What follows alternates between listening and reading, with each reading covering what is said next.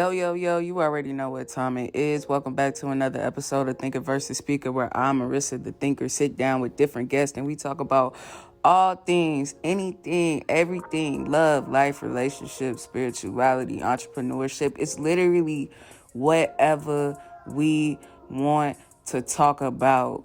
You know what I'm saying? If you like that kind of content, definitely make sure that you like, comment, share, you know what I'm saying, subscribe. Do all of the things that you do on the internet or whatever. You know what to do. You know what I'm saying? If you're looking to follow us on social media, you can find me personally at MarissaY17 on Instagram, Snapchat, TikTok, Twitter when I feel like it, but I never feel like it. And Marissa the Thinker on Facebook and YouTube, because I do YouTube from time to time too. And if you're looking for the Thinker versus Speaker pages, it's going to be Thinker versus Speaker on Facebook, Instagram, YouTube, and then it's Thinker versus Speaker official on TikTok. So definitely make sure y'all check us out there. I went ahead and gave y'all everything up front because you already know I ain't got no guest this week. You know what I'm saying? I'm going to keep it a buck. Like, I had episodes. Here's the thing, y'all. I've been putting these episodes together. I've been doing my thing, honestly. Like, how y'all liking what we doing here? Because, like, we doing it. But, yeah, like, I've been lining stuff up or whatever, and it's in the process, so you know what I'm saying? Just stay tuned. I got a lot of good stuff coming up for y'all in the next few weeks, months, etc. But yeah, I had an episode for y'all, and I promise you, it was good. Like, I had Ash came back, you know what I'm saying? Shout out to Ashton. He came back. We was talking about, you know, the stuff that's been going on lately. We've been talking about the police brutality and politics and all of those kind of things. So yeah, that's a good conversation about it, actually. And yeah, it was glitched out, yo. It was glitched out. It was glitched out. And I mean, it is what it is. I did my best. I tried to fix it. But I just couldn't find nobody to fix it in time. Like, I just couldn't. So I'm gonna keep it in the bin. I'm gonna keep it in the tank or whatever. And if I can fix it and I decide that I want to put it out later, for sure, I'll do that. But, you know, stuff happens. And I have to learn how to roll with the punches on it, for real. So today we got a compilation episode. I usually don't put intros to these, but, you know, I'm trying to move a little different out in these streets or whatever. Yeah, I put together a compilation episode of some of the things that we've been doing over the last couple months. I feel like Thinker versus Speaker has definitely gone through a bit of a transition. You know what I mean? It's not the same old show that it used to be. Definitely. I feel like Thinker versus Speaker is growing up and it's coming into its own. So I definitely want to thank each and every one of y'all who take the time to listen every week and have invested in this show and all of the changes that it's been through and just, you know, helping it grow. I appreciate every single one of y'all, like, from the bottom of my heart, because, like, it's some days where, you know, I don't know. It's some days where I don't know, and sometimes it gets hard and my faith gets tested, and, like, somehow, some way it always comes through, and, like, we just continuing to grow, and I'm just so grateful for all of that. And all of y'all that, you know, support it, share it, like it, you know, even if y'all just take the time out to listen every week, you know what I'm saying? I appreciate it. And I definitely want to thank y'all for that. But, yeah, I put together a compilation episode. You know how trust the process gets. You know what I'm saying? Some of the good conversations that we had. And I've also tacked in on a bit from that episode that me and Ashton did at the end. So, you know, if you want to hear more of that episode, or you interested in me putting it out, you know what I'm saying, definitely let me know. If it's enough people that's interested in the conversation, I'll consider putting it out. But in the meantime, I ain't want to put out an episode like that. You know what I'm saying? Like, I ain't want to put out an episode where you can't hear like a quarter of it, because it's definitely like glitched out. You know what I mean? So, yeah, I ain't gonna waste too much more of y'all time. We gonna hop right into it. It's kind of long. It's longer than I like to keep them, so I'm gonna just let y'all hop into it again. If y'all like this, at the end, Make sure y'all do all of the things. You know what I'm saying? Share it. Put a friend on. Help us grow. You know what I'm saying? If you fuck with me heavy, put a friend on. Or share it. If you ain't got a friend to put it on to, share it. If you fuck with me, share this shit so we can grow. Because we about to start getting into some real conversations.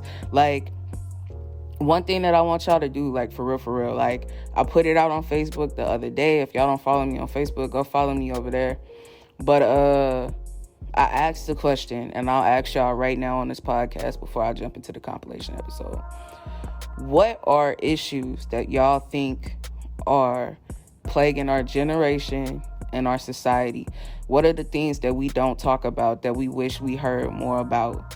And that could be anything, or we wish we knew more about. You know, people have been telling me, like, they wish they knew more about taxes, home ownership, all kind of things. You know what I'm saying? We talking about this baby mama culture that we stepping into, just spirituality. So we talking about all the things. So those are the conversations I want to have. If it's a conversation that y'all want to bring to the forefront, a question that y'all want to ask, hit me up. Let me know. Let me know what questions you want to ask. Hell, if you got a question, or if you got a theory, or if you got something that you want to come hit me up, we might fuck around, put you on the show, and we might have this podcast on the air. You know what I'm saying? It ain't that hard. Just hit me up. I'm a regular ass person. I respond. So let me know. And you know what I'm saying? We could get something cracking. But, yeah, I want to get into the conversations. Like, you know what I'm saying? I want to pull people in, too. You know what I'm saying? So if you know professionals in different worlds, link me. You know what I'm saying? Or I can get links. You know what I'm saying? I just be out here. You know what I'm saying? I just be out here. Shit be falling in my lap. So, you know, I might be able to find what you need. So let me know. Let me know what y'all need. Let me know what y'all need us to talk about. This is our show. You know what I'm saying? This ain't my show. This our show. So what we want to talk about, because we can get into it. But on that note, let's go ahead and hop into the compilation. And I'm going to see y'all next time. And one last thing. If you easily triggered, this might not necessarily be the place for you. I'm not here to police people's opinions or their thoughts. We are only here to have a conversation and create a dialogue. We can agree to disagree. You know what I'm saying? That's the kind of world this is over here. So if you ain't on that, this ain't the place for you. Cause I ain't on all that shit. I'm a person with opinions. Y'all got opinions. It is what it is. You know what I'm saying? We just gonna thug this shit out. You know what I'm saying? You ain't never had an argument with family? Shit. Y'all might not see eye to eye, but y'all still love each other anyway. That's the vibe. Thinker versus Speaker is a family. Don't come with that bullshit. On that note, let's roll the motherfucking tape. See y'all next week. What's Hello. Poppin'? What's goody? Welcome. I'm getting my blanket right. Hold on. Okay. You ready to get into it? You annoying. Yes, I am. Are you excited? Oh my God, I'm so excited. I'm glad you're excited about this topic that's very topic-y. It's giving. Yes, let me get in the spirit. Let me act like I haven't had the longest fucking weekend of my life, and it's not 11 o'clock at night, and I gotta go to work in the morning. It's midnight. It's reaching midnight over here, so this is how you know I love you. I love you too, and like honestly, like I have the energy, so you know it's in my purpose. Like, yeah, me too. I'm like I would be knocked out, laid across his bed. Yeah, and like just the fact that I have the energy and the want to and the drive to do this. Oh, this is so tangent-y, and I'll start the podcast after this. But like when I was watching that sermon that I was talking about earlier today, the pastor was talking about, it was called something about perception, but he was just talking about perception. I don't know what made me watch church today, but it was here. So I was like, all right. He said, damn, did I forget that quick? I forgot. But goddamn. It'll come to you. Wait, no, what did you just say? It was exactly that. Fuck. I don't know. I'm sorry. But yeah, it's gonna fucking come to me. Oh, it feeds you. That's what he was saying. He was just like, something had called him to like watch a lot of stuff on leadership, and he was saying like, when God is getting you ready for something, he makes your soul hungry for it. Yeah. Yeah. Yeah. Yeah. And you crave that shit. Yeah. And you just want more of it. You know what I'm saying? You want it. You have to have it.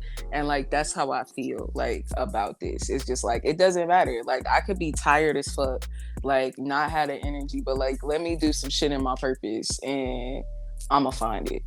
Yeah, that's how I used to be when I'm like, when I want to stay up late, when I'm up late at night and I'm like doing stuff for just writing, period. Like if I'm writing a poem, I'm like, look, I can't go to bed. I'm like, this is on my heart. I gotta write this poem, and I'm like, I'll be good. Yeah, I'm a thug it just out. journaling. Yeah, I'm like, I gotta get this out. I'm like, I have to write this out, and like, or yeah, that's real. I feel that because now I do something that's like nothing's gonna stop me from doing it. Yeah, you know what I'm saying? I don't care. And like, I guess that's how you know, like, and like, even like when you look at like the celebrities and the stuff and the people where it's just like, how the fuck are you doing this shit? And it's just like, when it's what you want to do, you find it. You find it in yourself. Yeah. And it's gonna come out. But you ready? I'm ready. All right. Well, that means they don't want it.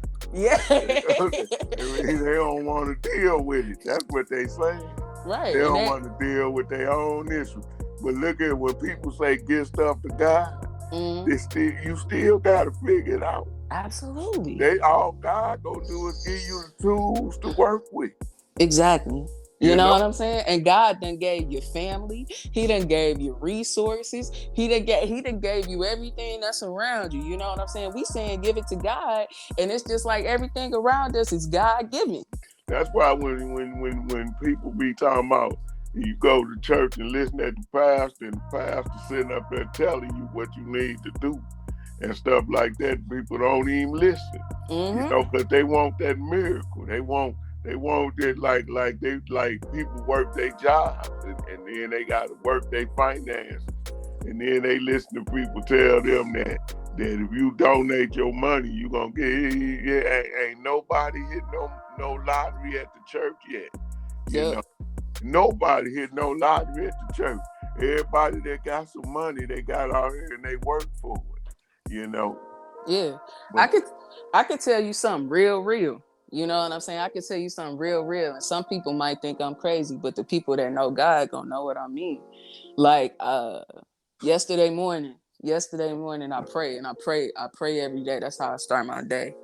And I was outside with Ruby and I was doing my prayer, and I was like, God, I was like, you know what I'm saying? I know what I want to do, but I don't know how. You know what I'm saying?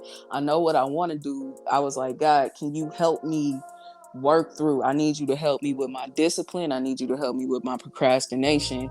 I need you to show me which way that I need to go. Show me the moves that I need to make so I can make them. You know what I'm saying? Show me what I need to do. Show me how to fix my finances. Show me how to fix, you know what I'm saying? Like tell me which direction to go with the podcast. Tell me what's next for me. Tell me what I need to do, right? And I prayed and I let go. Now that's me giving it to God, right? Right. That's me giving it to God. So I'm sitting at work yesterday. I done prayed. Like I said, I prayed at 7 o'clock in the morning. We talking about not 9, 10 o'clock now. I'm sitting at my desk. We in a meeting. And all of a sudden I get all of these ideas just flooding in my head. It's just like, do this, do that, do this, do that, do this. And like when I say I got a clear vision, when 4 hours before that, I ain't know where I was going, how I was going to do it, or what to do.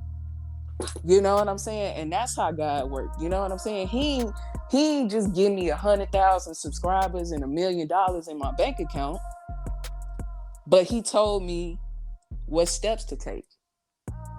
And it's up to me to take them steps. You know what I'm saying? That's what giving it to God means.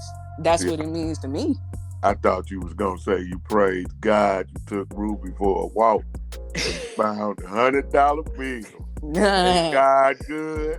I thought you was that I thought you with them lottery, Christian. Hey, Ain't you- God good? He put the 100 right under the tie. You- God bless me. God bless. You know what I get when I ask God for money? What's that, bro? I want $1 on the scratch off. I know that's right. I thought And you was gonna still say gotta five. thank him. You I thought you was gonna say 5. You know. and you still gotta thank them. You know what I'm saying? Because how you gonna be grateful for that $1? A lot of people would get that $1 and then be like, man, I don't want this funky ass $1. You know, say, I asked you for $1 million. God be like, I started with $1 to see if you was gonna be grateful. Look like you need some time, don't you? Yeah. Yeah, it's crazy the difference that makes. Yeah. You know what I'm saying? It's crazy that the difference that makes. And like, now that you mention it, it was just like I forgot that I stopped smoking twice. Mm-hmm. And the first time that I started smoking wasn't necessarily by my own will. You know what I'm saying? I stopped smoking when I moved here because one, like, I don't know anybody here. So access, first and foremost. Like, it's the access. And two, like, I was living with my parents, so they ain't going for that shit. So like I just couldn't smoke, right? But like when I got access again, I started smoking again. Yeah. Because like in my mind, I don't have a problem. Mm-hmm. I do not have a problem. And again, like I've already laid out, like, you know what I'm saying, how I was smoking. I would wake up, smoke. Like if I'm off, then why the fuck am I sober in my mind? Like that's literally how the brain process works for me. It's just like if I'm off work, why am I sober? That was the logic. That was literally the logic. Like if I don't have to function, then why am I functioning? I remember that mindset. What the fuck? It's like if I'm not working or doing something important, why can I be high right now? I might as well be high. It ain't shit else. It ain't shit else to do. And it's just like, hold on, what kind of logic is that? So like, yeah, I stopped smoking then, but like I said, once I got the access back, you know what I'm saying? Like I started smoking again. And like my mom was like super, super disappointed when she found out that I was smoking again. And like I couldn't even understand why, because I'm just like, the fuck, I don't have a problem. Like I'm good. Like, you know what I'm saying? It's just weed. It's just a little weed. Like what the fuck? Like I'm thinking my mama is like the square. Like, you know what I'm saying? Just Yeah. like it's just a little weed. Like little weed ain't never hurt nobody. I can't die off this. You acting like it's crack. Right. Like, you know what I'm saying? Like it's just a little ganja. Like damn, like it's natural. Like chill the fuck Tween. Yeah, you act like I'm on that hard shit. Like I'm on cocaine or something. I ain't on that. Right, it's a plant. It's like actually it's a plant. It's a plant based. Exactly. But like, you know what I'm saying? She was very much disappointed.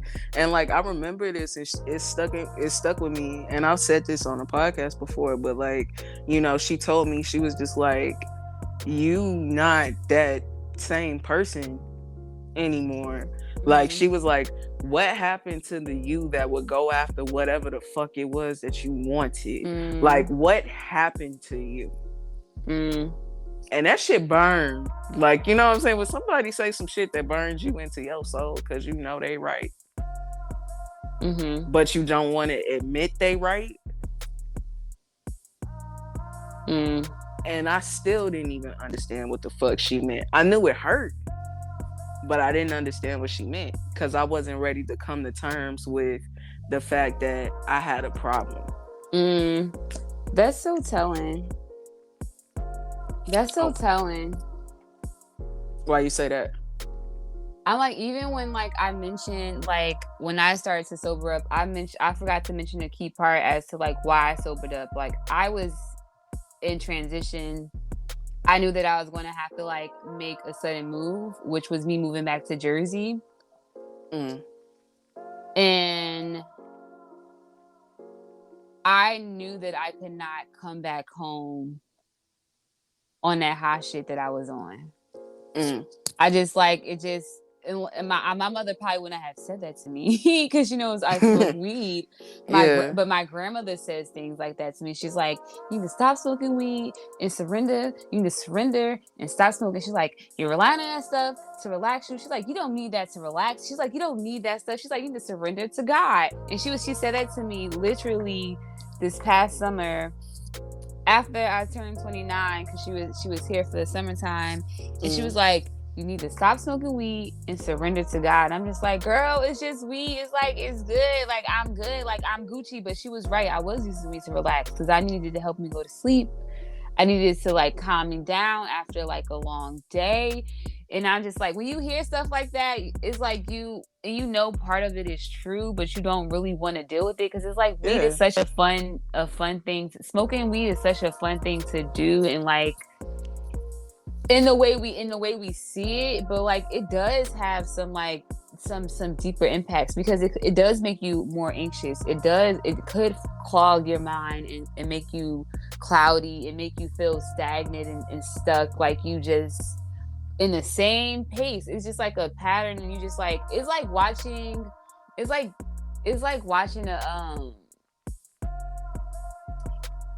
a video replay the same thing day after day after day after day, and like nothing really changes. Yep. It's just the same old story. Yeah, it's the same old story every day. And you know what? I'm glad that you say that, because like the thing that made me stop was purpose. It was seeking purpose. And like it wasn't until like I ended my relationship, I started going to therapy and all of that stuff, and I really committed myself to working on myself. And I still hadn't came to terms with me smoking yet. I'm still smoking, but I just started to notice things, right, as I started to pull my life together. Like, you know what I mean? So like, one, it would be like, okay, when I'm going to therapy, like I'm smoking on the way to my parents' house before I get into therapy. So by the time I get to therapy, I'm fried. And she's asking me shit and she's asking me to dig deep, and I'm barely got surface level. So it's just like, oh, I'm wasting my money first and foremost. Because you're like, paying for therapy. I used to go to therapy high too. I'm like, I hope she don't know that I'm high. And I'm just like, I'm not doing myself no favors, because it's like I wouldn't tell her that I was high, or she never asked. I'm just like, it's like you here to get help, and you over here smoking weed, like. Yeah, I'm in that bitch like, hold on, wait, say that again, Ms. Monica. Like, paranoid. Exactly. Like, I'm just like, wait, what you saying? I'm like, hold on, ask that again. And then I'll be thinking about it the whole time. I'm not thinking about it. I'm just fried as hell. You just fried. Wasted her hour. Like, you know. Well, they get paid regardless. I'm wasting my own damn time. I'm playing with my own damn life, because it's like I'm not willing to do the one thing that's blocking me from really tapping into like what the fuck it is I want to do and where the fuck I want to be, you know? Yeah, exactly. And that's when I had to tell myself, like, all right, I gotta stop this shit. So it started small, because it'll be like I'll tell myself, like, okay, I don't work a type of job where I can be high, so that shit gotta stop. So I'm not high when I'm at work. That's just a no-no. Like that's the no-no times, right? So then it goes to like, okay, well, when I go to therapy, I don't want to be high. All right, cool. So then you get to looking around, like stuff starts to get better. Like I'm in therapy, so I'm learning how to deal with those emotions, because I'm using weed for the same reasons. Like, it's helping me go to sleep. It's helping me calm down. It's helping me do this. It's helping me do that. But these are things that we should be able to do on our own. Allegedly. Like, you know what I'm saying? But, well, I should say, okay, this is me speaking from my personal life. Like, before I started going to therapy, I used to think there was something legitimately wrong with me. Like, I thought I might have had some like psychological shit, whatever. Now, here you go with your self-diagnosing. Yeah, but my therapist ain't never told me shit. So we gon', you know what I'm saying? And like, now that I've learned how to deal with my emotions, it's just like, when I think about shit like that, I'm using weed to go to sleep. But in reality, like, when I'm in that purpose again, my day's full. So when it's time to go to bed, a bitch ain't got a problem. Like, you know what I'm saying? But like also I've dealt with my shit emotionally. So I say what the fuck I need to say. I mean what I say. I'm not people pleasing. I ain't got other people's problems on my heart no more.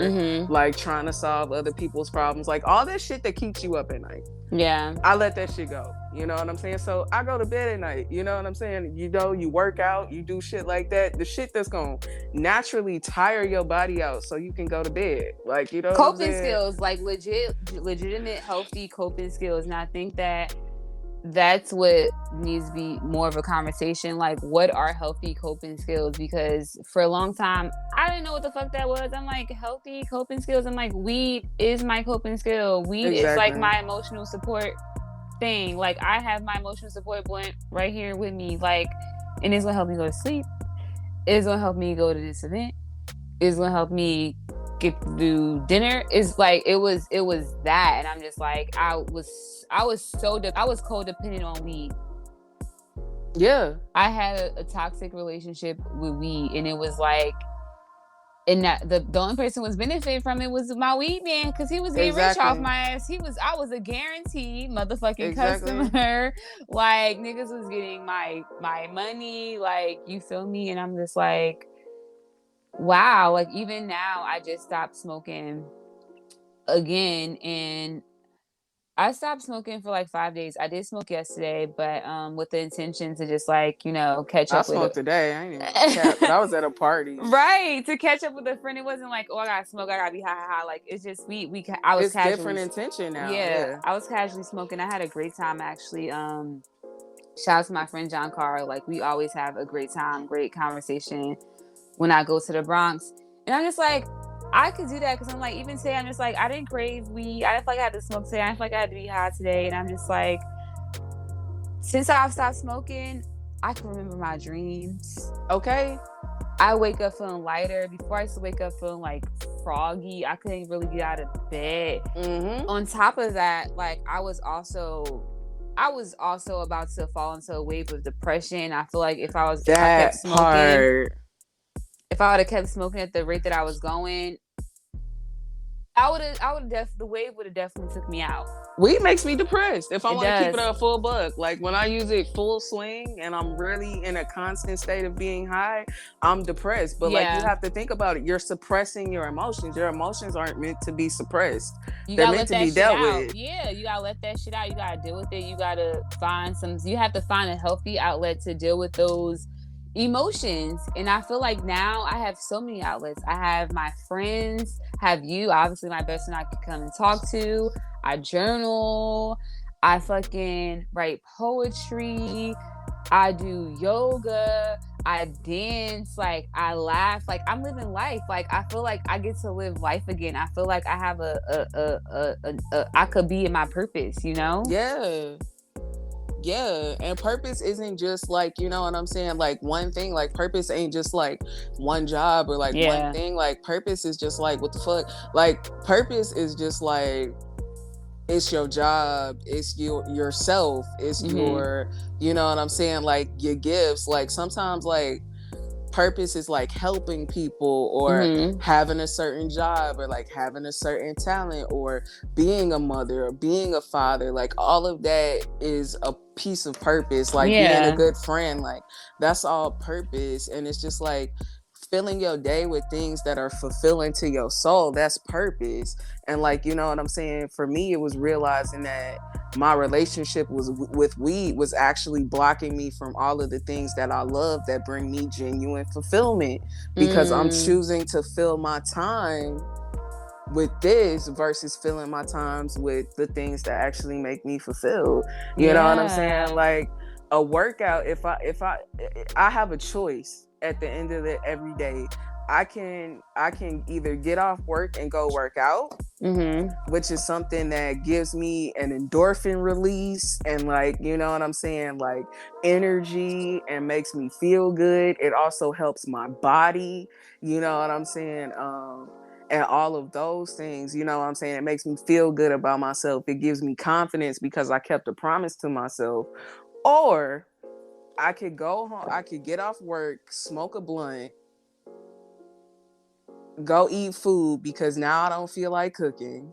So go order out, you know what I'm saying, eat something that's not good for me, watch TV, you know what I'm saying, maybe fall asleep because it was a little stronger than I expected it to be. You know what I'm saying, wake up and it's just like, well, fuck, I gotta go to bed because it's time for me, you know what I'm saying, I gotta go to work tomorrow.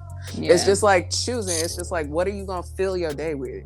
Are you gonna fill your day with like things that give you those same things back? Or are you gonna fill it with something that pulls from you? I like that. Another thing I didn't mention is how like me smoking weed kept me away from like my connection with divine, with God. Like I couldn't. I'm like, I couldn't. I felt can't like even pray right. I feel like he was ashamed of me, and like I was giving like crackhead, and I'm just like, I can't even talk to God because I'm just like, God is like, what the fuck is you doing? Yeah. What the fuck is you down here doing? I did not send you here to be down here doing this, but I felt like having that experience is so necessary because it helps me understand people and like other addictions. And I'm like, okay. But it definitely, like, now that I don't smoke as excessively and I have a grip on life, I feel like my connection, my relationship with God is definitely deepened. Yeah. So I guess, because when you think about us as a family, you can't never remember like saying we went on a fishing trip together, or we went somewhere together, we did something together. I mean, he's absolutely right. I mean, you know, we didn't even like really eat together. You know, it was 5 of us, but we was 5 individuals doing 5 different things. And then I think, and when he's saying that, I don't think he's saying it in the way where it's nothing wrong with that. He's just saying it in a way when you feel like that, you feel isolated. Right. You know? Right. So you feel the way like your friends is more to be accepted by your friends is more important than being accepted by your family, because you're doing more with your friends. Yeah. You know, and that's what I hear, because that's the same way, you know, I felt, you know. So if you get some friends that's doing some unearthly type of stuff, you know, and that's what you want to be accepted by, then that's what you gonna do. And then if you lucky enough to get some friends that ain't about certain things, you know, it rolls that way too. But I mean, we all grew up like when Gerald tell his story, we all grew up on that same path of maybe smoking a cigarette and then smoking a little marijuana, and then, you know, getting some good drinking stuff when you in your teenage years. I mean, that's just like a rite of, back then, that was like a rite of passage. But then, like, some people just went on to do more. And then some people just, you know, that was okay with them, you know. So, because like I'm saying, I don't know, you know, I just tell you like, I remember a time, you know, because it's always good to talk about things like this. And Jerry, I remember Jerry was, I don't know if he remember this, but I'm always bringing up memories. It ain't nothing bad, though. I remember when you was married, and I don't even know if y'all had kids yet. You might have had your first kid. Y'all was on Anderson. And we was playing spade. It was me, you, your wife, somebody else. And they had these pills back there. Remember they was called yeah, and they gave me one with the drink, right? Man, they was laughing at me. I was so out of my mind, you know, playing them spades. They sat up and laughed at me.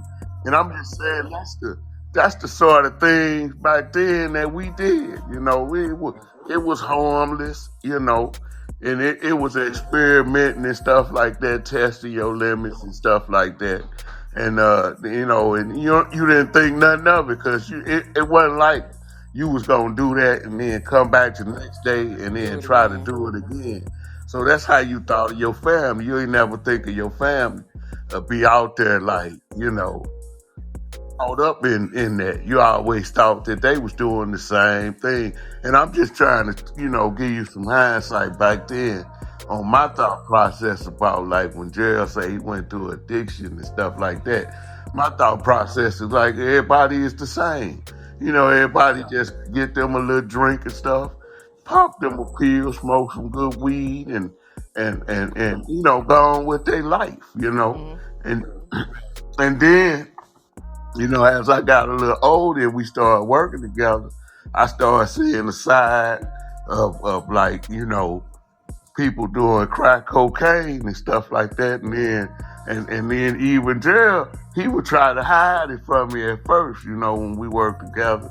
Because he never, the one thing I can honestly say that about this whole conversation and anything that he tells you is that for me, being a younger brother, and whatever fucked up thing he did, what he really did was he made sure I ain't fuck with that shit. He would let me know like, hey, so understand, like, no matter, how fucked up he was during this addiction, he had sense enough to be like, hey, Mahal, hey, this something you don't want to do, bro. This something you don't want to get into. So you could take that time and know you fucking up your life. Mm-hmm. You ain't gonna fuck up your brother life, Yeah. So you gotta think, so I give them that, because that what made me, people looking out for you like that. That's why you could say like in the family, you could say like, people felt alone and isolated and stuff. But deep down, you could tell stories of love that your family gave you because they was looking out for you. Right. Wasn't always about, doing things and stuff like that, but it was always about looking out for each other. And Richie, that's why I get that about you and Marco. You have to look out for each other because, we all we got. Yeah. It's true, and you know what? There's validity in that as well, because what I'm learning is, I have patterns in my life. Like I'm getting to a point where I'm able to recognize patterns in my life, and I'm changing from a person that when things don't go what feels like it should be the right way, it's just like, all right, I'm done with it. And I've done that for so long, and that's what, and I think that's kind of like what you're saying too, because like the seed has been in me even still, because even when I say I started working on the podcast in April 2021, Thinker versus Speaker was a product in my mind since like April 2020. So it's been in my head for that long, but I would go through things and I would get distracted, and I would, you know what I'm saying? Like, I just run from it. I'd run from it. And every time it's just like God will slap me back down and he'd take me right back to that little idea. Yeah. He takes me right back to that place. And now I'm at an interesting crossroads, because it's just like I've done this work, and not only like this podcast has been more than just a podcast. Like it's been my life transforming in the midst of going through this process of trying to learn how to do this, to incorporating this into my life. So now it's at a point where it's just like there's purpose in it, and realizing it's just like, okay, I like to help people. I've always liked to help people. I like to talk. I like to think about things, and apparently the things that I've just sat by myself and thought about and kept to myself for so long are things that people can actually resonate with, are things that people actually want to hear. Not everybody. Not everybody, because I'm not for everybody. I'm not for the majority, to be honest with you, but I'm for somebody. And that's what, the part that I'm learning to understand. And even going from there, the times where it's just like, I want to quit. It's like as soon as I'm just like, God, I want to quit. And I've done this more times than just in a podcast, because healing in itself is a process. Unlearning all of the things that I've had to unlearn has been a process. There have been so many more times in my life besides just when I started this podcast where I said, God, I ain't got it. I want to quit. I don't want to be the bigger person. I'm tired of being the bigger person. I'm tired of being strong. I'm tired of always having to figure everything out. God, I'm tired. There are so many times that I've just cried out to God and just been like, I'm tired. Yeah. I'm over it. I don't want to do it anymore. Like, why does everybody else get to live however the fuck they want to, but I gotta follow your rules in this world? You know what I'm saying? I gotta follow your rules in this world because I already know what's gonna happen if I don't. And I'm tired. But you have to. It's another thing you got to realize too. You know, and a lot of people don't think about this. But you know what? You know, nobody on this earth is perfect. No. Not a soul on this earth is perfect. We're imperfect. We're born imperfect, and because we're imperfect, what means that we make mistakes in our life. That means that we do things that are maybe not be pleasing to God at the time and stuff, because that's for us to make. Yeah. That's for us to make. And when you make those mistakes, then like I said, the only person that's going to correct it is yourself.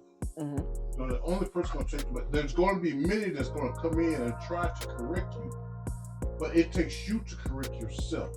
And once you correct yourself, then you see changes coming about in your life. There are going to be many times in your life that your friends are going to come along and tell you, come on, girl, come on back. Let's do this here. Let's do this.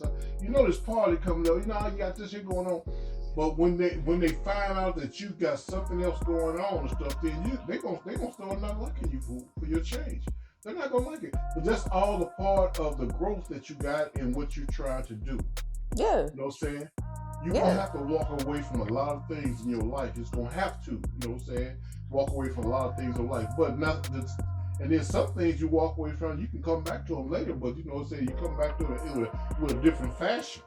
Oh, yeah. With a different spirit and stuff, you know what I'm saying? Because, you know what I'm saying? I mean, right now, this is your preparation season. I mean, you're in a strong preparation right now, and you're developing, you know what I'm saying? You're in development right now as we speak and stuff, and there's great change happening. So you just can't let that go, you know.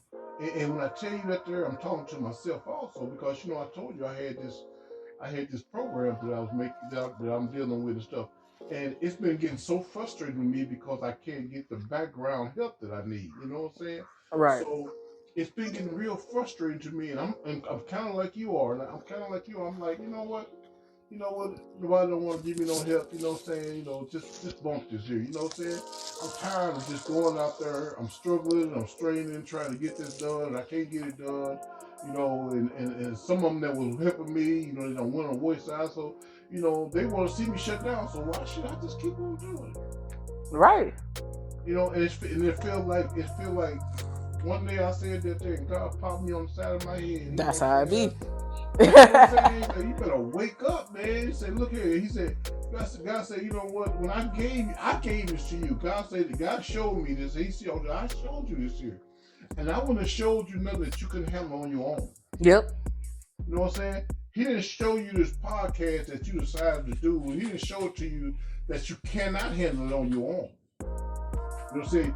You can get some help along the way, but what it is those that are trying to see you drop everything, they're waiting by the wayside so they can smile and laugh and have a good time. But you can't. I used to say you can't let Satan win. But God ain't gonna let him. You can't let niggas in. You just can't have, you know what? You can't have no niggas F-truth trying to mess up what you got going on stuff. And that's all it is. They sitting back.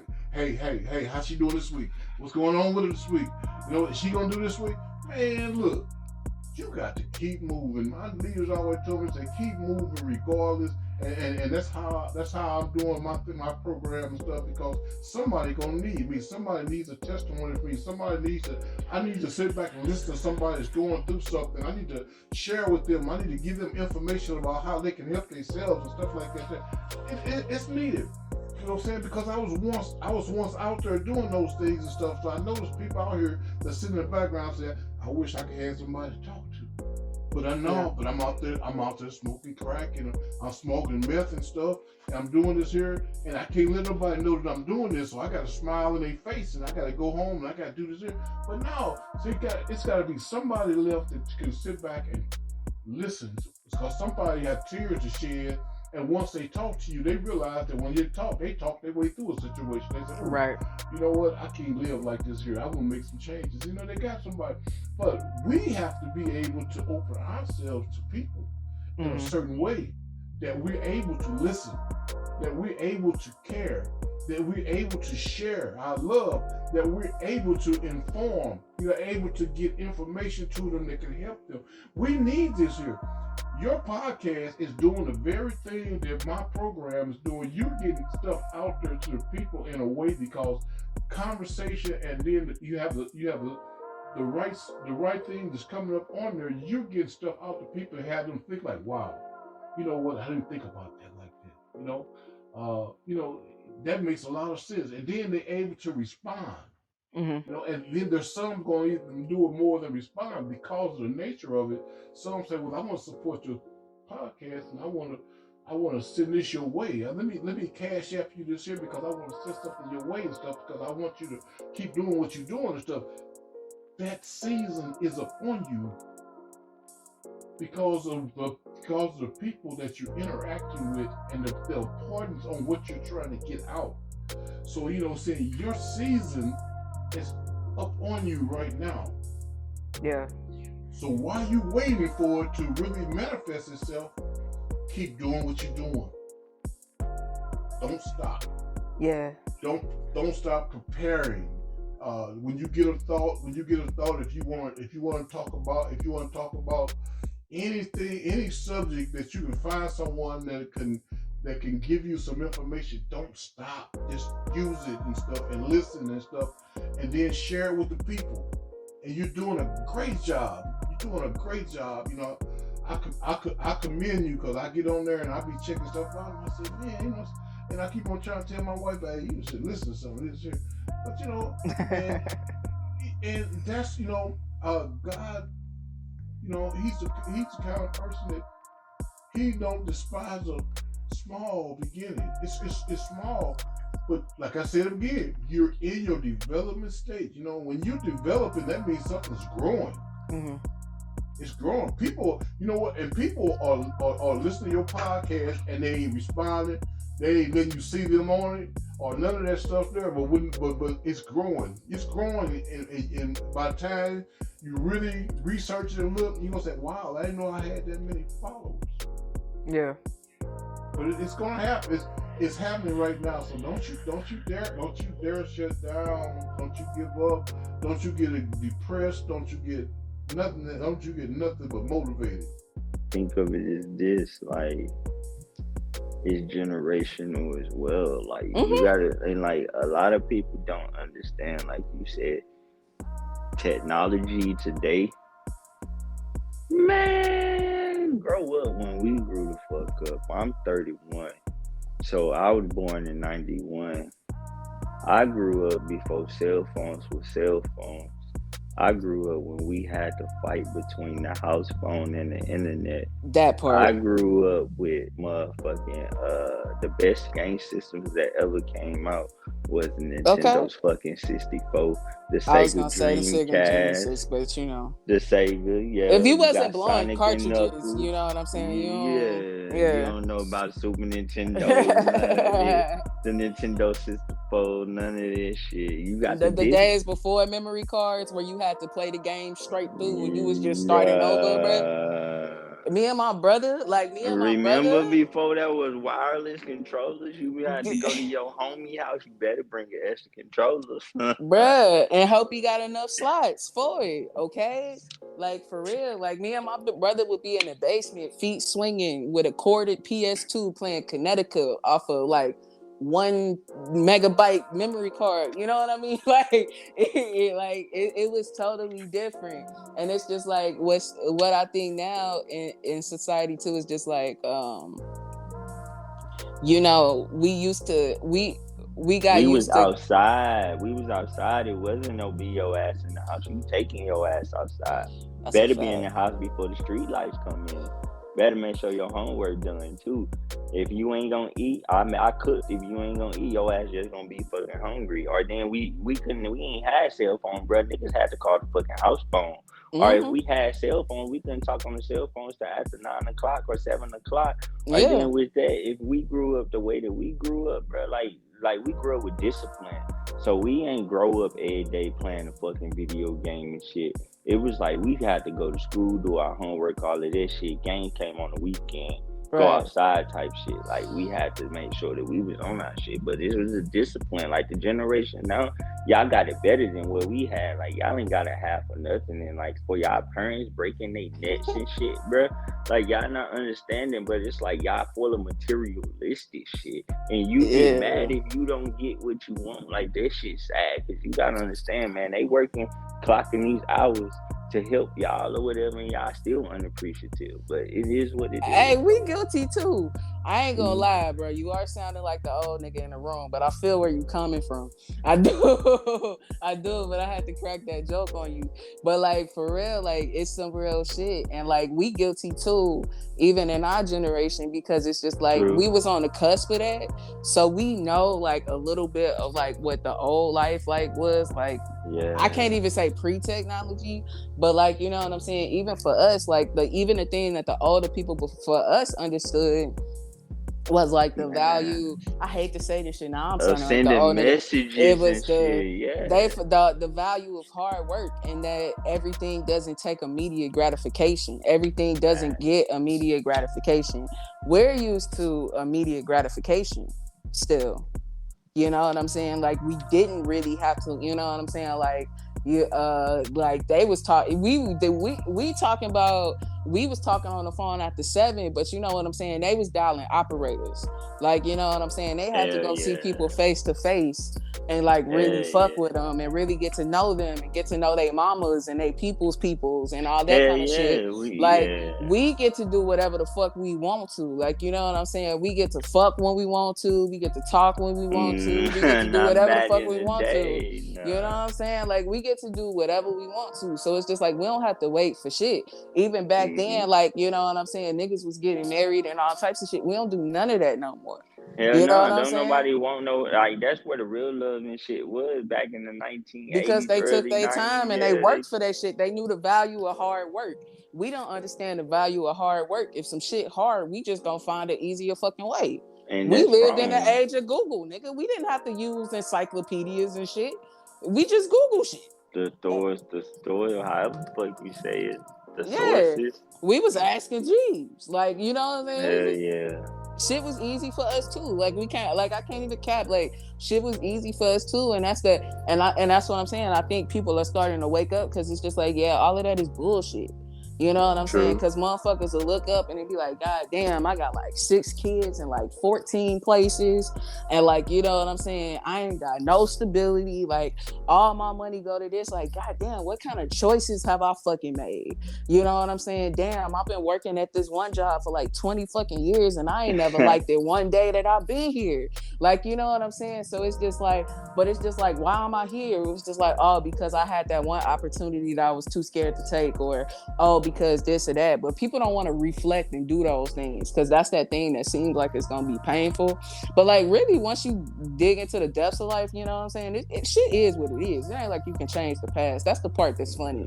Like we learn from that shit. Like it's like, oh, I don't want to think about that shit. It hurt me back then. Like nigga, that shit is back then. It ain't even nothing that you can do about it. But like today, you know what I'm saying? You can look at it if you actually go back, deal with that shit, be like, you know what? Because like me, I dropped out of college. And like, you know what I'm saying? It was just like, I thought college was the problem. It's just like, I went to school for the wrong fucking major. You know what I'm saying? It's like I was going to school for engineering, but my purpose is to like entertain and run businesses. So if I probably would have picked a different major that actually aligned with me.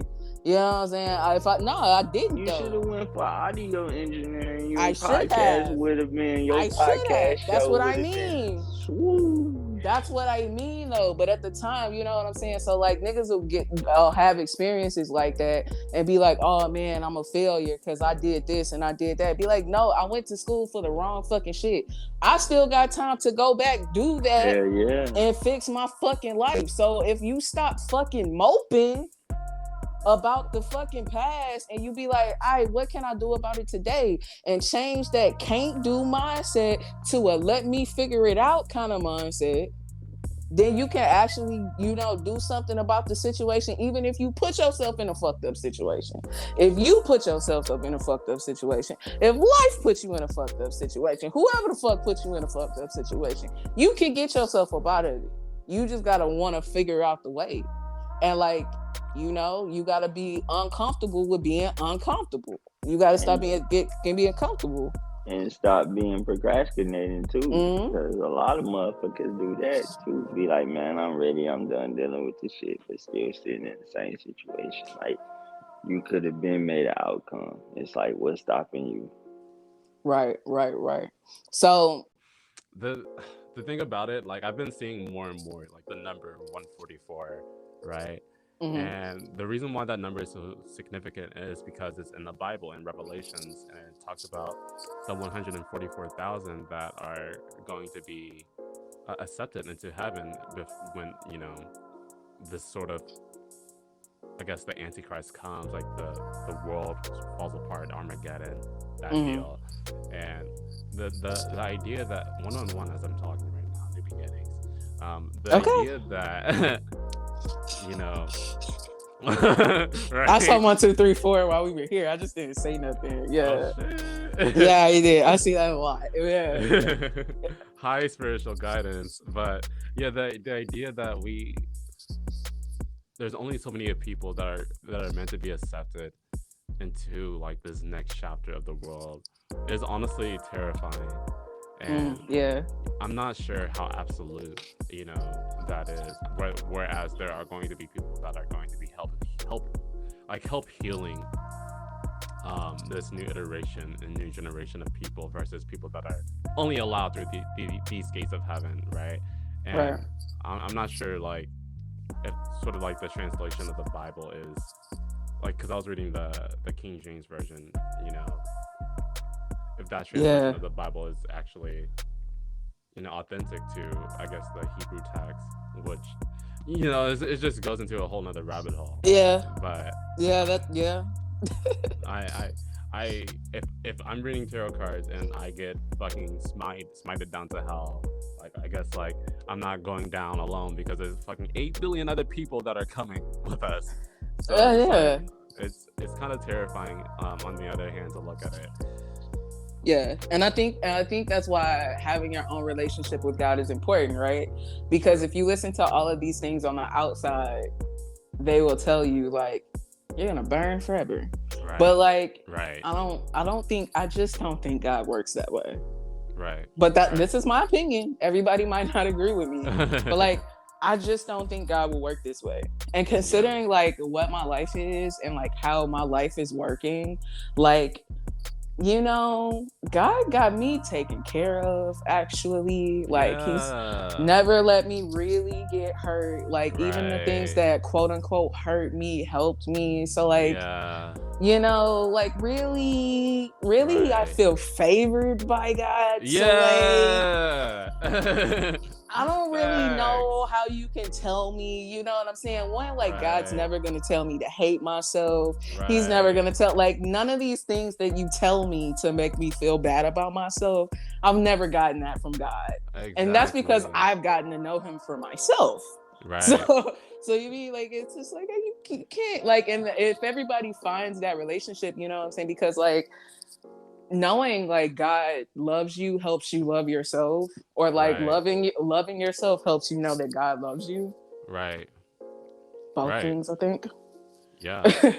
And honestly, like, this is like kind of the cusp of where it comes for spiritual warfare, because of this sort of uprise of spirituality. We do see that a lot of Christians might feel challenged by this because, you know, maybe what they've been teaching, or at least preachers, you know, kind of goes against their own word. And so we might see some of these, the church and state tend to usually be involved with one another. Yeah. Some sort of like war come about, which I hate to even say, but like it's very possible if we see some sort of like big change that there's going to be a lot of people that are going to be losing their positions or jobs as an outcome. And so I think that's the scarier part to look at, sort of like the shadow underneath, because if we aren't equipped ourselves, right, to lead others, and like even as myself, I'm learning more and more on my journey to what I know is what I know from dealing with my own darkness. But as we teach one another here, like it's challenging to rely just on that sole entity of one's absolute knowing, unless we have that personal relationship with God, as you spoke. And so looking in like the realm that we're in at this very moment, like our 3D reality, it makes me wonder, right, like like, do you think we will have to fight for change and in the future? Right. Or like, do you think this might be like a peaceful revolution? Oh no. I don't. Like, if you want me to be fully honest, no. Like, I don't think it's going to be easy. But nothing is ever easy. But like, I also don't find it scary. Like, even knowing like, no, it's not going to be easy, because like, of course, like the darkness will always put up a fight. Like the darkness is always going to put up a fight. It's not going to go easily. And I think that's like when I look out into the state of the world right now, that's what I see. I see it's the darkness putting up a fight. Yeah. You know what I mean? Because like the darkness fought real hard to feel like it had control. But you know what I'm saying? And it seemed like it had control for a while, but all that control really does is really make it easier. You know what I'm saying? Okay, I'll put it this way. So I was praying the other day, and like, I don't know if it was a spiritual attack or if I was just like in my feelings or whatever, but I was like praying, and I was just like, see, here's the thing. Like cause my like insecurities and stuff will come up. Cause like sometimes I feel things that aren't my feelings. Right. And like, like I don't really talk about like my spiritual gifts and stuff, because like some people don't get it, like, and like, like you get scared of sounding crazy, but like whatever, I'm gonna do it. So it's just like, if I feel feelings that aren't mine and it's stuff that I know that I've already dealt with, I'll literally be in my head like, these aren't my feelings. Yeah. So like, if these aren't my feelings, why are we here? Like, we're not gonna give this energy. And like, when I talk to those like negative feelings, like, oh, that I'm not good enough, that I'm not worthy, like, why am I even doing like those thoughts? And it's just like, yeah, all you do is make me stronger. So like, even if you come up, like, I'm going to deal with you and I'm going to get stronger. For sure. So I say that to be like, even if the darkness feels like it's winning, like even if this world seems like it's chaotic, like, you know what I mean? Like, right. I'm still going to come out on top, because we're going to deal with it and we're going to come out, because like the darkness is never going to win. Like, it's just not. Even when it looks like it's winning, it's not going to win, because like God created everything, including the devil. Right. Yeah, that's a really good point. And honestly, the fact that you bring that up, it reminds me of some of the imagery from the tarot cards itself, like the Lover's card, for example, it's reflective of Genesis. Yeah. Right. And isn't its opposite card the Devil card? Right, exactly. And, then we can look at the Judgment card, right? And or even the World card, and it talks about, I think it's the 4 angels or something like that, from Revelations. And, the amount of allusions from the Bible itself, I don't think it's meant to be, some sort of coincidence. Like it was intentionally done, because I think there is some sort of relationship with God when it comes to it. Yeah. But yeah, you're right about like us having like, sort of favor with God, having that sort of relationship with God, even though it does remind me a little bit of the fact how even Lucifer himself was favored by God, but then still fell to earth, right? And so like it does wasn't it off his own choices though?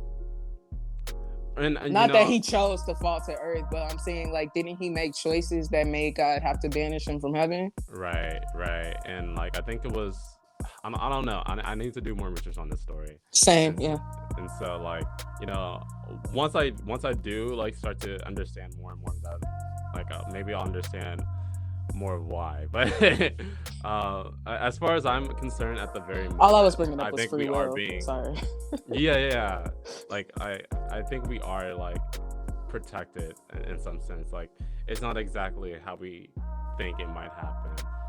So, and that's the thing too about with the Christian community and how many sects there are, you know, when it comes to like Protestantism and, you know, or even Mormonism and like Catholicism, how many ways like we can view our relationship with God, or even Calvinism as well. Like, you know, like we're decided if we're going to heaven or hell before we're even born. How it has evolved in so many ways. It does give me faith that our outlook and perspective is exactly what determines sort of our own future.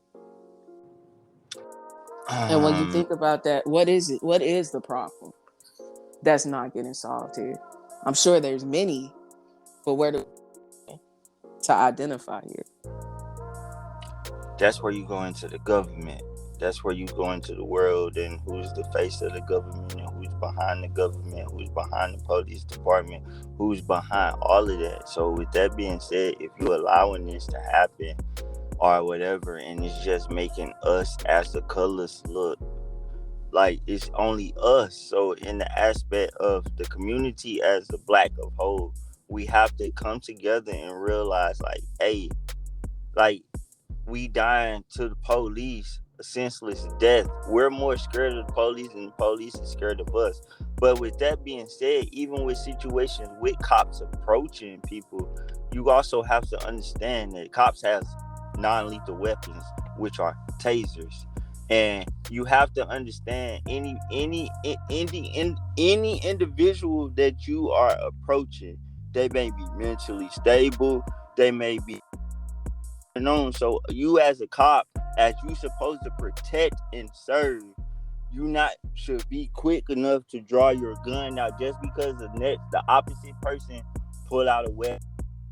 Situation may be, do you know what's clinically going on in that person's head? Do you know this? As a cop, I feel like all cops need therapy. I feel like all cops need to go to the thing to where you properly go through the proper classes to be a police and do the correct thing, because you don't always have to pull your gun out. That's what the tasers is for.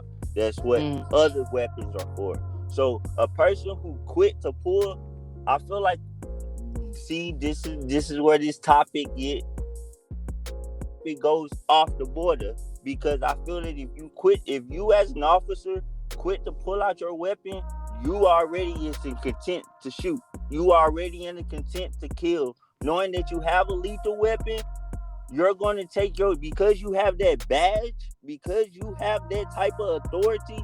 Oh, or you think that you feel threatened, you may not even be threatened. You may not know what the fuck that person has going on. But for you to jump to a conclusion right then and there, you already came into that situation with the intent to kill. Yeah. And like, when you think about stuff like that, it's like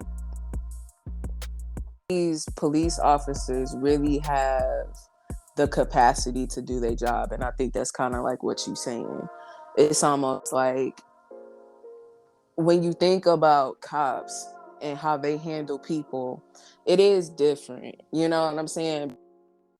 We're kind of seeing, like, Ice Cube said it back in the 80s and 90s. You know what I'm saying? Like, the cop is just as bad as a white cop. And I think it's some of the mentality behind some of these people put in these positions. And it's kind of like an abuse of power. Like, some people aren't in it. Some people are in it for the power. You know what I mean? It's just like, when you think about some of these situations, it's just like, oh, you feel like you need to pull your gun out because you in a challenging situation. because somebody ran from you, you need to shoot them. I thought y'all supposed to chase them, or you know what I'm saying, or if somebody, you know what I'm saying, we not asking if somebody is having a mental health crisis. We'll just shoot first and ask questions later. And if it was then it was a mistake, but I get to live another day. It's just like, if you're scared to do your job, why are you here? If you aren't in it, protect and serve, why are you here? If you're just here to be like, I'm the good guy that protects the world from bad guys, and like, this is your ego, and like, people are gonna listen to me now, and all of this kind of stuff, it's just like, you're here for the right reasons, and I think you are the last person to be in this position. And then when it like people being in positions, right, and you talking about the government, like, there are a lot of people that kind of keep these things going the way that they're going, right? You know what I'm saying? Like, one thing that I out to me in particular, right, is like the Bob McCullough thing when Mike Brown happened. You know what I'm saying? Where it's like, where it went to a grand jury when he could have just chose to prosecute. And it's just like the grand jury was a private process. Well, that's an elected official. You know, that's an elected official. And then that makes me go even deeper, like beyond this, right? Because it is an establishment issue. It is a greater system issue when you think about this kind of stuff, because these are elected officials. When you think about Trump, everybody loves to make Trump the bad guy. And I'm not saying he's the good guy. I'll never fucking say that shit. Like, you know what I'm saying? He didn't repeal Roe versus Wade. He elected the judges that did. He didn't do that. And you know what I'm saying? In Roe versus Wade, even with that repeal, right? That's not the abortion in your state. That's because the public officials of your state then therefore decided that would no longer state. So there's levels to this shit. We can blame the president, the top guy, all day, but there's people in the middle ain't even getting the smoke. And they the ones pulling the strings. And they the ones that's closer to you than you'd ever fucking know. For real. Like, the president is just a motherfucking figurehead. And that's the only time you can actually get niggas to vote, is when it's a fucking presidential election. But all these motherfuckers that's in power, that's been fucking in Senate, in Congress, and the judicial system, and all of those systems and stuff like that, they getting voted in over and over again because we don't believe in voting this shit. True. Am I tweaking? No. Am I tweaking? Not at all. But why don't we vote? Some people don't vote because they feel that their opinion doesn't matter. And I feel like I don't vote. It's just me being 100. Like, I vote like to laws that I know that could probably make a change, but it's like, do our votes really matter? And it's like, people could say yes, but at the end of the day, I honestly feel like all of this presidential shit, all of these laws and shit, they already know who the fuck the president is. They already know who all of this shit is. You understand what I'm saying? So with that being said, it's going to be enough. So say, for instance, when Trump became president, they was like, oh, the ballots was, all the voting had was fucked up. Something was fucked up about the thing. That's a fucking lie. Like, at the end of the day, I feel like y'all doing some shit, tweaking some shit, because they got money or whatever the situation may be. That's all it is. That's how it works on the lowest of keys, though. No, on the lowest of keys, that's actually how the shit works. You know what I'm saying? I remember learning this shit in civics. It's because Trump won the first time based off delegates. Now, if you want to get into an argument, because this is something that they actually brought up when the time happened too, because it was that popular vote delegate shit. And that's how our country is dead ass set up, right? So it's just like, when you vote, it's the population vote, but then you got delegates that represent the population. And when Trump got elected, it's just like, well, that shit's stupid as fuck, because if he ain't win the popular election, you know what I'm saying, how the fuck did he win? But that's how, as fucked up as it is. So it's just like the conversation is just like, you know what I'm saying, that's something that we could probably actually about, but we don't consider that. You know what I'm saying? They'll just shift focus to some other shit, right? How the government and the media works together. Like, I hate to say it, like, I'm the last person to really try to be a conspiracy theorist. Like, you know what I'm saying? The media is propaganda, but that's by design. All forms of media are propaganda. That's based off of history. It's off of history. If they want you to fight in the war, you know what I'm saying? That's how we got Uncle Sam. That was our propaganda. At the time, that's our meat. That's our propaganda. The same way how if you go to fucking Russia or China, they shit is tailored to what they want to believe in. Am I right or am I wrong? Even though it's fucking America and we supposed to be so free-minded and think about it. If you look at Fox and you look at MSNBC, you gonna get two completely different pictures of what the country looks like. True. So all that tells me is that your perception of how this is based off of whatever filter that they want to put that shit through. It doesn't necessarily mean it's true. And even when you think about network, NBC, Fox, those are all leaning Republican, Democrat, whatever. Not even getting unbiased news anymore. And we live in the age of the internet, so we don't get facts the way that we used to get facts. We get opinion and have to take it as news and have to take it as what reporting used to be. You feel me? So it technically is fucking propaganda, because depending on what you feed yourself, it's some form of fucking propaganda. Which takes me back to the beginning of the episode, where it's just like, even where we talk about the social issues that's going on now, it's just like, back in the past it was George Floyd, then it was Breonna Taylor, then it was Mike Brown, then it was, you know what I'm saying, and then it was, you know, all of the people,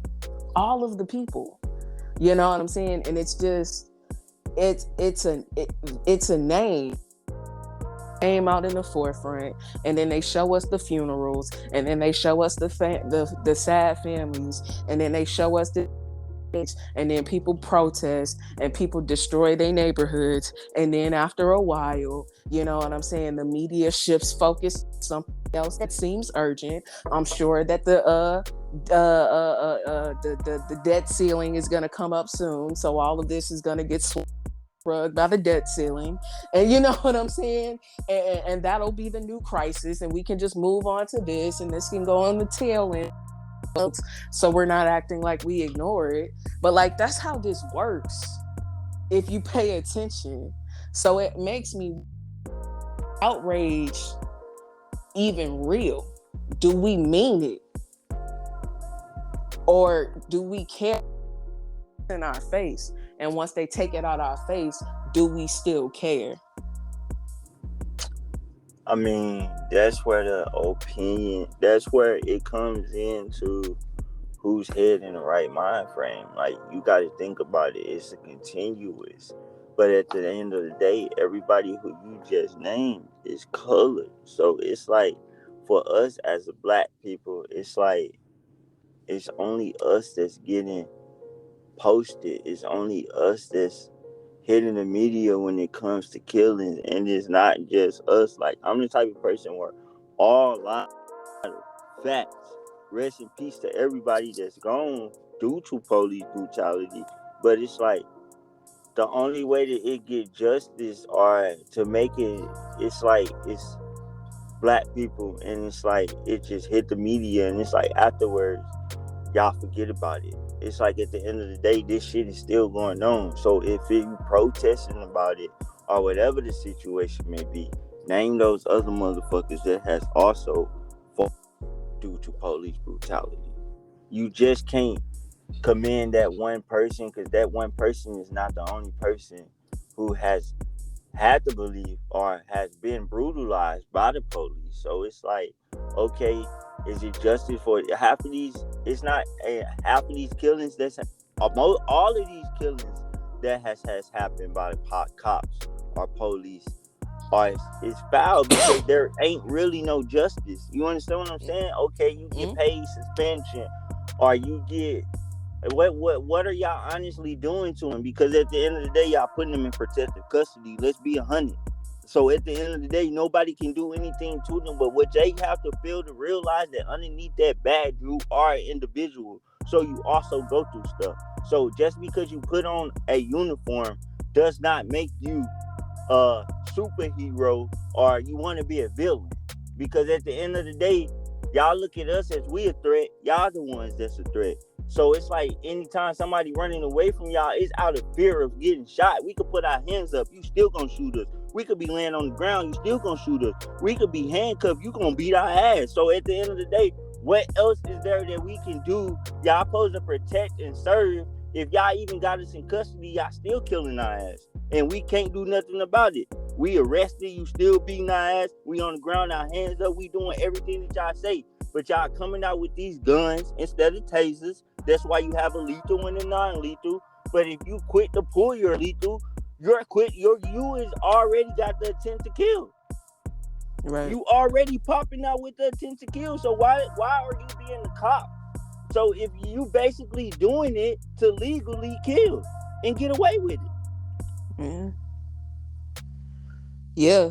Like, yeah. And it's no you know what I'm saying, and especially in this one, like, that one was egregious. Like, you know what I'm saying? No, they gonna hold them accountable for all of the reasons, right? Of course, like, one, it's just straight up egregious. No excuse. No, none of that. Just outright. And it's just like, that would be the only thing that's right. You know what I'm saying? Like, that would be is to put them under the jail. Fuck, like, not saying fuck the other situations because they're important, but if you look at this and this only, like, that's what needs to happen. Like, you take that needs to happen. When things like that happen, that's what needs to happen. Absolutely. Ain't no suspended leave. Ain't no, you know what I'm saying, ain't no paid leaves. Ain't no none of that. Like, charges, because it ain't no excuse for that. And the sad part about it, they not never fucking in the jail. You gotta understand, like, they still out here and they living their normal ass life. They not behind bars. They living their normal ass life. So how is it fair to the next motherfucker knowing that, hey, we could be a police, we could go out here and be killers and get the fuck away with it. All we could do is lose our job, even though we kill somebody. We ain't getting no death sentence. We ain't doing none of that. Say, for instance, I was to kill somebody. I'm getting fucking capital murder. I'm getting thrown under the motherfucking shit. Especially if it's first degree. But you coming out here that's premeditated murder. Let's take that. If you want to kill somebody, if you drawing your weapon, you coming out with your weapon, oh, that's premeditated motherfucking murder right there. And that's policy. Therapy. That's a policy thing, right? See, what you talking about right there, that's policy. You feel me? That's policy. That's some shit where it's just like, you know what I'm saying? That's where it is to say, like, we need law. When these things happen, it ain't no question what the fuck should happen. You know what I'm saying? That's policy.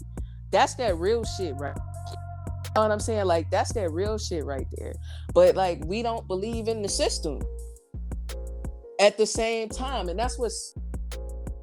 Because it's just like, now, if we really talk about this shit, like, you know what I'm saying? Don't that make sense to you, though? Do that make sense? Like, if it was something in place, like you said, if you was to kill somebody and you had intent and whatever like that, that is outright link ask a motherfucking question. So why don't police have these types of things in place?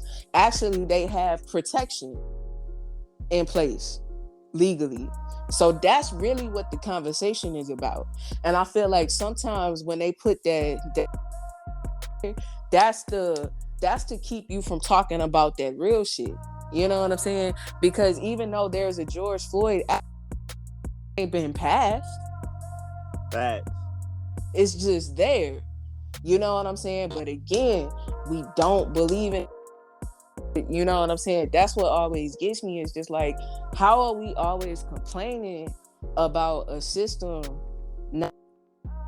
but we not doing nothing about the system? We not trying to be a part of it, and we not trying to do nothing to, period. We not looking for those options. We just sulking, saying it ain't shit we can do, and then fucking shit up when shit, and it just keeps repeating itself. How long we finna keep going home mad? Why are we waiting on to change this shit for us? Why we not looking at ourselves and seeing what the fuck we can do about this shit? We know they not finna,